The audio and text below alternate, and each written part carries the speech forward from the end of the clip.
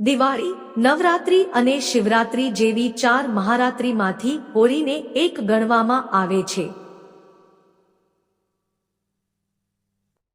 આ રાત્રે સાધના કરવાથી અન્ય દિવસો કરતાં વધુ ઝડપથી ફળ મળે છે.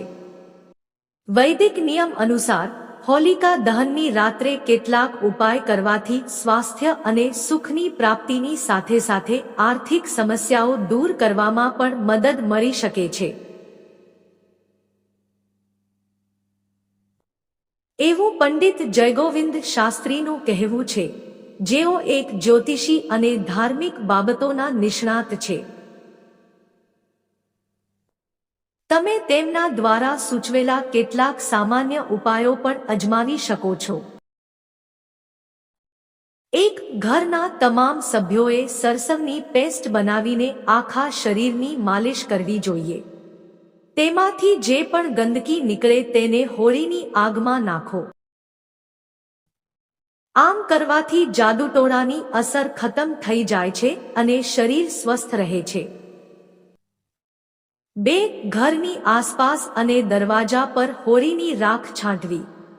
આમ કરવાથી નકારાત્મક શક્તિઓ ઘરમાં પ્રવેશતી નથી.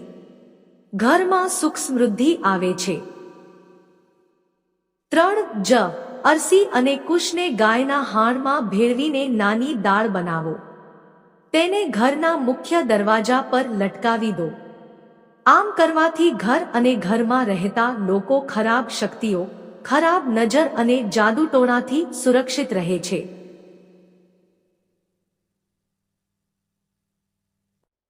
4. સળગતી હોળીની આગની આસપાસ હાથ જોડીને 3 પરિક્રમા કરવી જોઈએ. આમ કરવાથી રોગ મટી જાય છે. 5. હોલિકા દહન પછી બાકીની ભસ્મ કપાળ પર લગાવો.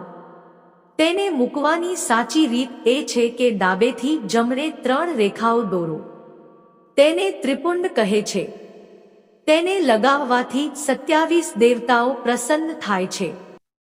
શાસ્ત્રોમાં ઉલ્લેખ છે કે પ્રથમ પંક્તિના સ્વામી મહાદેવ છે, બીજી પંક્તિના મહેશ્વર છે અને ત્રીજી રેખાના શિવ છે. તેવી જ રીતે હોલિકાગ્નિની ભસ્મ ચઢાવવાથી ભગવાન શિવની કૃપા પ્રાપ્ત થાય છે. આ આજ્ઞા ચક્રને શક્તિ આપે છે અને બુદ્ધિમાં વધારો કરે છે.